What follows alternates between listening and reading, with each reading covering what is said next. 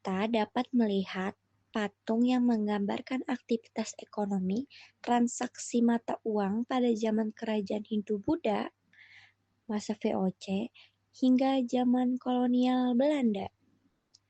Setelah itu, kita disambut oleh pemandu yang menjelaskan tentang sebuah ruangan yang berjeruji tentang aktivitas ekonomi transaksi mata uang pada zaman itu. Sekarang nih kita di ruang kasirnya, jadi tempat nabung, tempat pinjam uang dan lain-lain gitu. Dan ini hampir semuanya masih asli di dalam kayak misalnya sudah ruangan kasirnya ini masih asli. Dulu nasabahnya waktu nabung mereka tuh dikunciin di dalam ruangan ini. Ada yang mau coba masuk nggak? Satu laki-laki boleh? Saya. Satu lagi. Ketika nabung, kita masuk, terus tuh nasabahnya dikunciin kayak gini guys. Kalian pada sana, Nah, abang kasirnya ada di sebelah sana. Tahu nggak kenapa dikunciin? Nggak tahu. Biar nggak copet. Biar nggak dicopet. Karena dulu belum ada CCTV, belum ada alarm. Jadi supaya transaksinya aman, makanya nasabahnya dikunciin kayak gitu. Gitu ya. Kayak di Yuk, penjara. kita lanjut lagi. Ini kenapa? Jaga ada. Bisa dibuka sendiri ya? Bisa. Nah, di sini kita dapat melihat foto-foto di mana awal mula Bank Indonesia didirikan.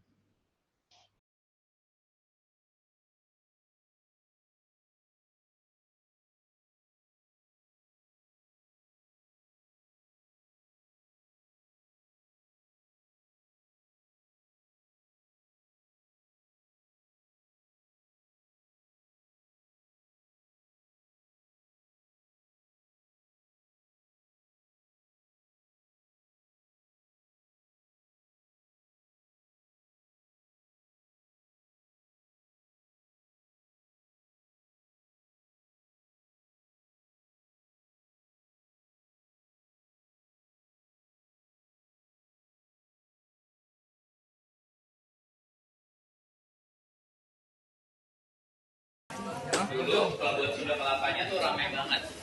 Saking ramainya, bule sampai dasar ke sini pakai kapal-kapal besar di sebelah kanan. Makanya sih mereka berat sih gue bantuin dah. mereka waktu itu cari rempah-rempahnya di sebelah sini.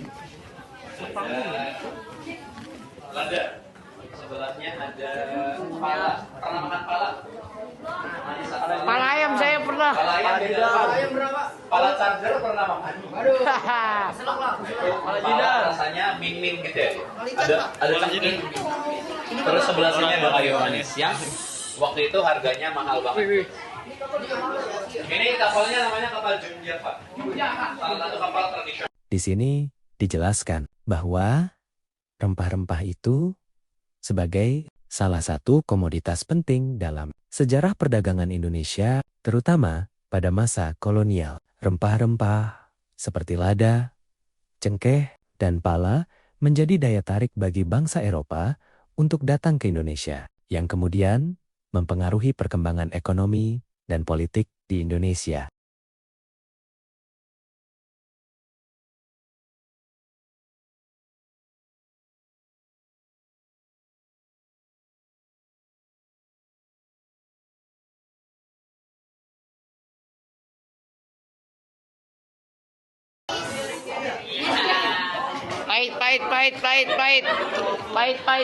Pahit.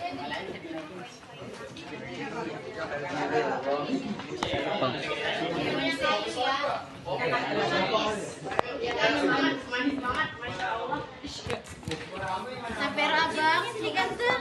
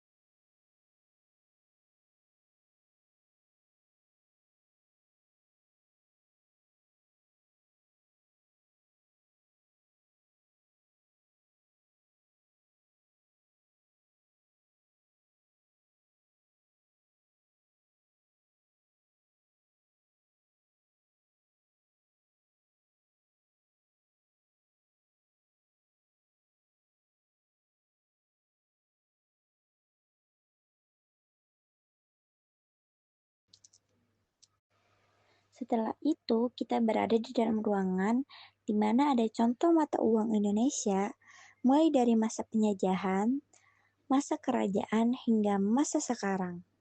Bukan hanya uang kertas, tetapi ada juga uang koin dan uang dari negara lain.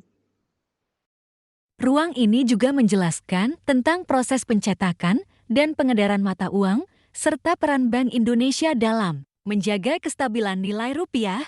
Selain itu, pengunjung juga dapat melihat contoh-contoh uang palsu dan cara-cara untuk mengenali keaslian mata uang. Dengan demikian, pengunjung dapat memahami lebih baik tentang pentingnya menjaga kestabilan mata uang dan peran Bank Indonesia dalam menjaga sistem keuangan negara.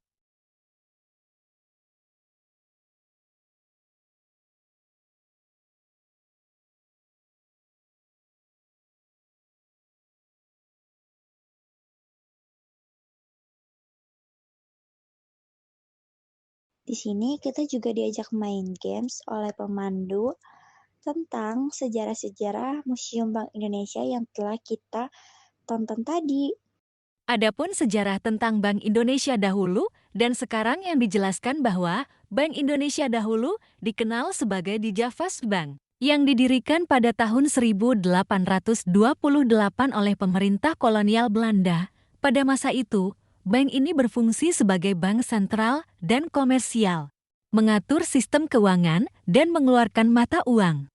Setelah kemerdekaan Indonesia, Dijavas Bank dinasionalisasi dan menjadi Bank Indonesia pada tahun 1953.